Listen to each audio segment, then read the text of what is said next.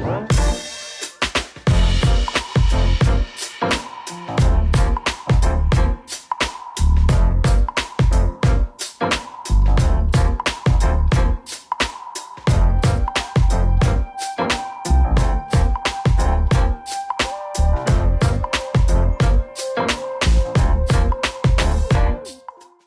there, welcome back to Beyond the Accent. Today we're talking about something that's really relatable to people living outside the so-called monolingual context. So bilingual, multilingual, that's more like it.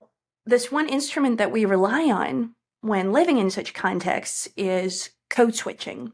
Now, if you have ever caught yourself adjusting the way that you talk depending on who you converse with, whether it's your boss, your family, your best friend, this group of people, that group of people, older, new people, older or younger people, voila, you are a code switcher. And I mean, the switches and the genres of switches will vary between two or more languages, dialects, or even communication styles, all depending on the context. It can be a single word, a phrase, or even a whole conversation.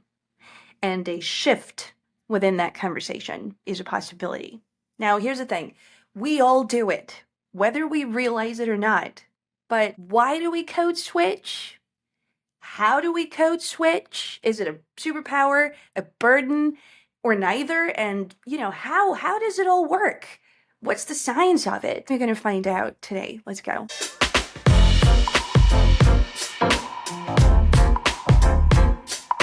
What is code switching? Simply put, it's alternating between two or more systems. Well, two or more codes, right? It's in the name.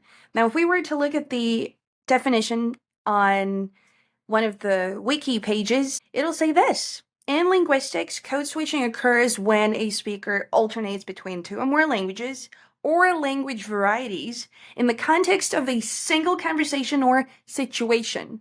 These alterations are generally intended to influence the relationship between the speakers, for example, suggesting that they may share identities based on similar or not so similar linguistic backgrounds and histories. So we all do it, whether it's swapping between formal and casual speech or flipping between languages in bilingual households. We all do it more or less. You don't really have to be bilingual to be a code switcher. But as a bilingual, you're going to do it a whole lot more, most probably.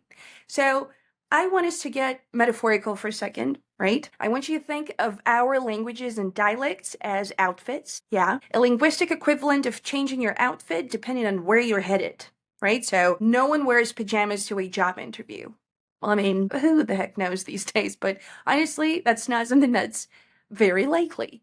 So this segment is going to cover the reasons that it happens. So according to Francois Grosjean, one of my favorite researchers in bilingualism, code switching isn't just some random language mashup, all right? It's actually a highly structured, strategic linguistic tool. I'm going to take a look at this one example from the book Bilingual. I highly recommend that you all read it. It's very, pop science, and that's something I personally prefer to look at. So, we got a French family watching ice fishermen on Walden Pond. Mark's mom effortlessly switches between French and English when she says the following.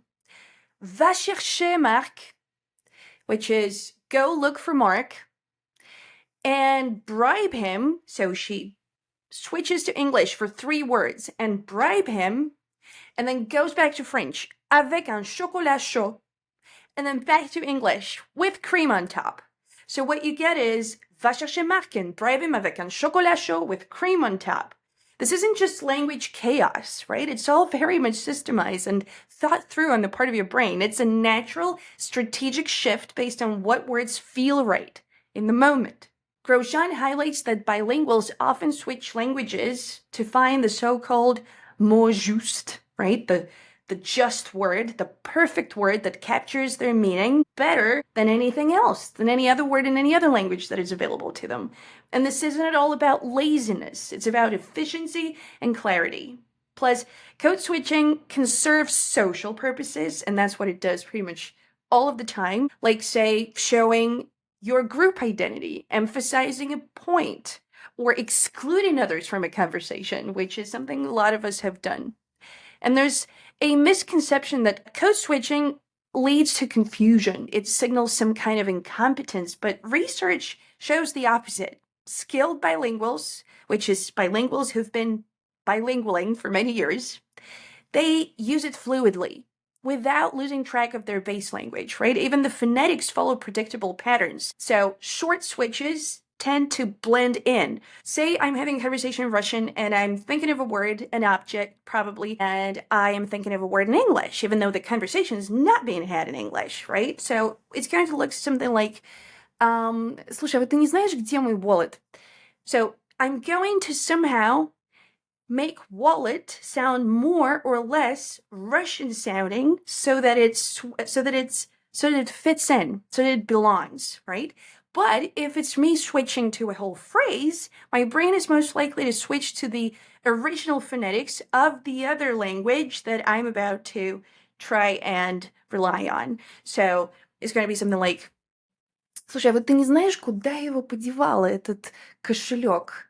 You know, the wallet, the one that's got the stripes on it, it gotta be here somewhere. So it's just everything's systemized and it's happening very fast, and it's the brain doing the work for us. As far as why we code switch, it helps us first and foremost convey whatever's in our minds most effectively, most precisely. So certain concepts, they need the perfect word. To a lot of us, that's what seems to be true. So to come across effectively, we're going to grab that word and place it into an otherwise monolingual sentence. Right? So many people switch languages and employ colloquialisms to express particular ideas, as is in this story from Jennifer Monahan, Director of Academic Services at NYU.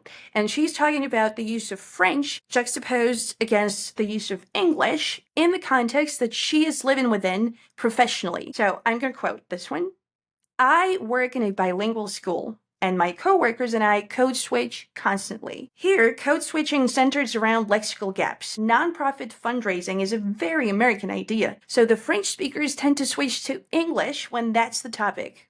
Same with technology. If I learned about a piece of equipment or software in English, I have a hard time discussing it in French. It's not just a language proficiency issue.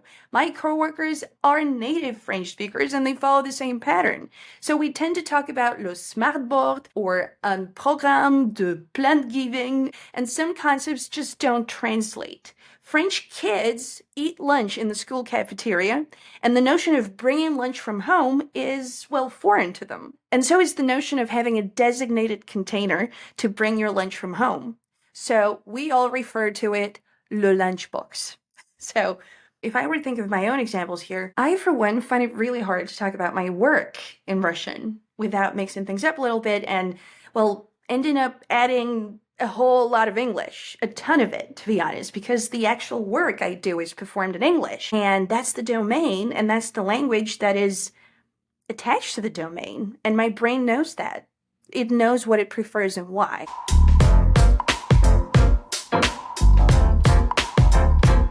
On to the how segment. I'ma talk nerdy to you. Get ready. This segment is on how it all happens. So what I want to do is I want to introduce Grosjean's take on language modes and language choices, and I'm going to get metaphorical with you again so that it's more accessible and understandable. So I invite you all to think of changing language modes as gear shift. I want you to picture your bilingual brain as a car with two engines under the hood. Before you hit the road of any conversation, you've got to decide, which engine should I use? That's language choice. Deciding which of the languages at your disposal will be your base. And once you're driving, the next question arises, do I need my other engine on standby? That's when language mode kicks in. So basically, Grosjean describes two primary driving modes on the bilingual highway. Monolingual mode is like cruising in eco mode. One language is fully in control and the other is switched off, or so it seems. And when you're talking to your grandma who only speaks one language, you don't dare bring in your second language because, well, why confuse her? This is full immersion, no code switching allowed.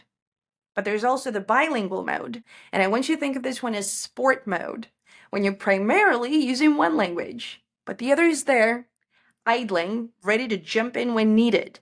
And chatting with your bilingual bestie, that's what's going to happen. English might be your go-to, but when that perfect phrase pops up in your head and it's in your other language, well, you seamlessly throw it into the mix, right? Like adding turbo when the moment calls for it. Mind you, we're looking at a sliding scale, not an on-off switch.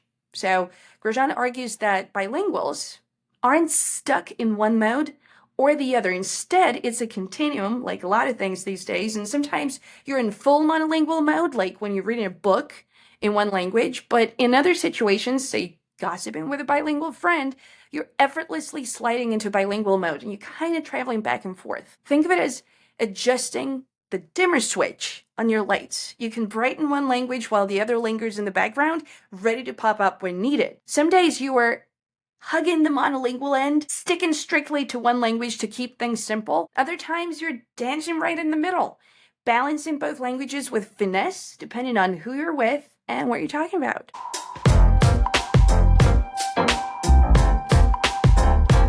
Now, if you're wondering how we choose our languages, there's the who, what, and where, the decision matrix. We're looking at a subconscious decision that hinges on a few major factors: the people, the situation, the topic, and as we now already know, the purpose. It's always going to be there, the why of doing it all. The people is the social instinct. You use the language that makes communication easiest. The situation. Location matters. At all times it does. At work, you might default to one language, but at home, it's a whole different ballgame. So Roman and I, we switch like 10 times per night at times. Now, the topic. Certain topics belong to a specific language. Think of it as domains. Business, one language might dominate. Chatting about childhood memories, the other language might feel more natural because that's the language that the memories were being lived in. Now, the purpose. Are you trying to fit in? Are you trying to show authority? Are you trying just to be efficient? Are you trying to connect? Are you trying to establish rapport? Which one is it? Or might it be several things at once? Knowing why you're doing what you're doing, that is always of help. Grosjean's work ultimately reassures us that bilinguals don't juggle languages chaotically. It is very much systemized. It's all about context and comfort, the efficiency of it all. So next time you catch yourself switching languages mid-sentence, don't panic. It's just your brain running on that highly adaptable bilingual autopilot. Code switching is actually a sign of high linguistic competence, and your brain is anything but lazy as far as those switches go. And this is one of those rare cases when you ought to trust the system, that is, trust your brain to not create any kind of chaos. It most probably won't.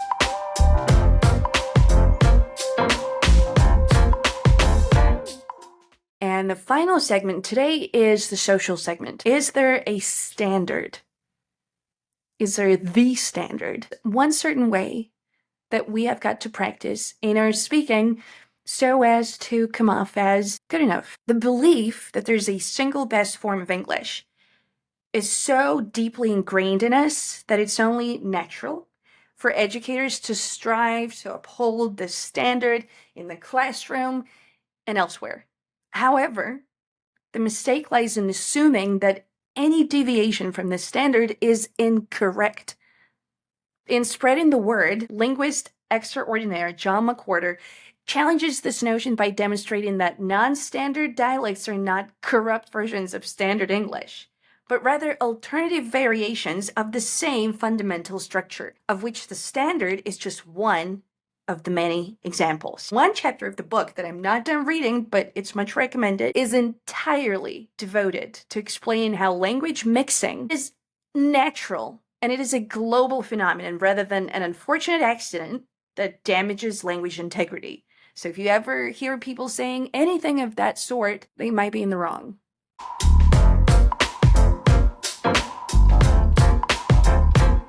I'm going to invite you to experience this teeny political and chronological throwback. A couple months back, before the election, John McWhorter wrote about the media's reaction to Vice President Kamala Harris's code switching. Somehow, people were shocked that Harris adjusts her speech depending on the crowd. And McWhorter reminds us that she's not putting on a Southern accent. What she's doing is she's dipping into Black English, something that is deeply ingrained in her upbringing, whether it's dropping the R in November to say November, or casually saying for instead of for. This isn't a new socio-political trick of any sort. Barack Obama faced the same scrutiny back in the day, and somehow here we are again, still having the same conversation. Kamala Harris has come under fire for seemingly shifting her identity based on her audience. Have a listen to this rally in Detroit and pay close attention to the accent. You better thank a union member for the 5-day work week. You better thank a union member for sick leave. You better thank a union member for paid leave. You better thank a union member for vacation time. Now have a look at how Harris normally talks at rallies. Thank unions for sick leave. Thank unions for paid family leave. Thank unions for your vacation time. Since when does the Vice President have what sounds like a Southern accent? No idea what you're talking about. She was talking about unions in Detroit using one tone of voice. Is this something that you Same think... line Okay, Peter. that she used the same line in Pittsburgh, and it sounded like she at least had some kind of a Southern drawl. Is that how she talks in meetings here? I'm just... Peter, we're moving on. So hear me out. I've said that to you guys so many times and I won't stop. Language is about connection. McWhorter compares code switching to hanging out with friends over drinks or getting a mani-pedi together, building rapport, creating a shared space and saying, hey, we're in this together. It's something humans do everywhere.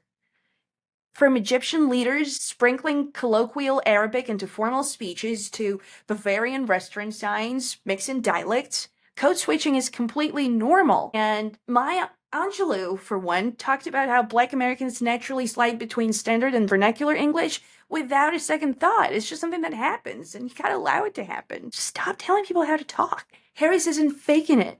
She's just expressing her full linguistic self. Let her stop policing it. Having grown up in Oakland and attending historically Black Howard University, code switching is second nature to her.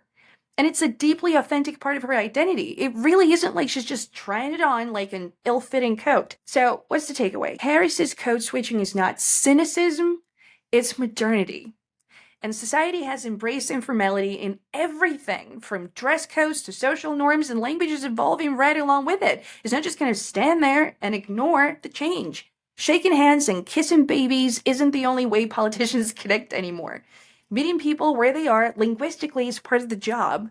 So next time you hear someone call out code switching as fake, just remember that they might need a refresher on how humans actually communicate, how things work. And like it or not, Harry's gonna code switch.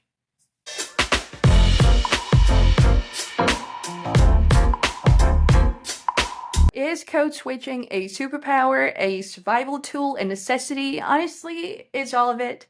It helps us connect. It helps us express ourselves better, and it lets us navigate different places with ease. And I've always been on the side of pursuing ease and freedom, and that's just the place to go towards. I'd love to hear your stories. How do you code switch in your normal, everyday quotidian exchanges? Drop me a message or comment. Let's chat, whether it be in French, Russian, Hebrew, casual, formal, loud, soft-spoken, whatever it is you've got, I'm here for all of it. I'll be back next Sunday. You have a wonderful week ahead. Thank you for tuning in. This is Beyond the Accents. Speak Without Limits with Carrie. Until next time, talk soon.